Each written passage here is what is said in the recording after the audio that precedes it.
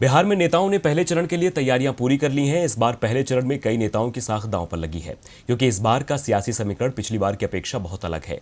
लेकिन खास बात यह है कि इस बार पहले चरण में महिलाओं को भी तवज्जो दी गई है। पहले चरण में इस बार 119 महिलाएं मैदान में हैं। एक रिपोर्ट देखिए। बिहार में नेताओं ने प्रचार में पूरा जोर लगा दिया है और साथ ही जीत का दावा भी कर रहे हैं। लेकिन इस बार के चुनाव में कई दिग्गजों की साख दांव पर लगी है।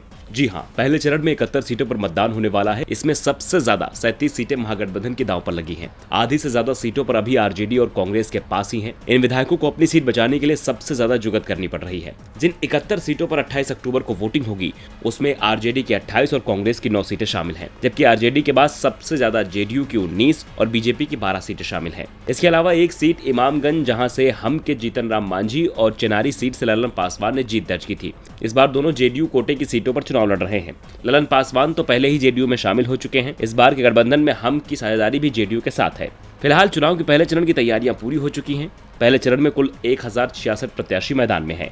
इन प्रत्याशियों में 114 महिला और 952 पुरुष प्रत्याशी हैं। पहले चरण में सर्वाधिक प्रत्याशी गया टाउन में, तो सबसे कम प्रत्याशी कोटरिया में है। इस बार प्रदेश का राजनीतिक समीकरण एकदम विपरीत है। जेडीयू और बीजेपी मिलकर चुनावी मैदान में है। इन दोनों दलों का लंबा गठबंधन पहले से भी रहा है। सिर्फ पिछले चुनाव में जेडीयू और आरजेडी का नया गठबंधन हुआ था, जिसके दम पर 2015 में सरकार तो बनी, परंतु ये गठजोड़ बेमेल साबित हुआ और करीब पौने 2 साल में ही जेडीयू आरजेडी का गठबंधन टूट गया। फिर जेडीयू और बीजेपी ने मिलकर नई सरकार बनाई। लेकिन अब इस बार देखना होगा कि गठबंधनों का नया स्वरूप बिहार की जनता को कितना भाता है।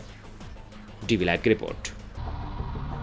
समय प्रतिकूल है, मौसम अनुकूल है, वादों के फूल हैं, विवादों के शूल हैं। मौका है चुनाव का, पर्व है ये लोक का। चुनावी मौसम में, त्योहारी सीजन में देखिए हमारे साथ लोक पर्व। बिहार, मध्य प्रदेश सहित 12 राज्यों के चुनाव और उपचुनाव पर विशेष कवरेज।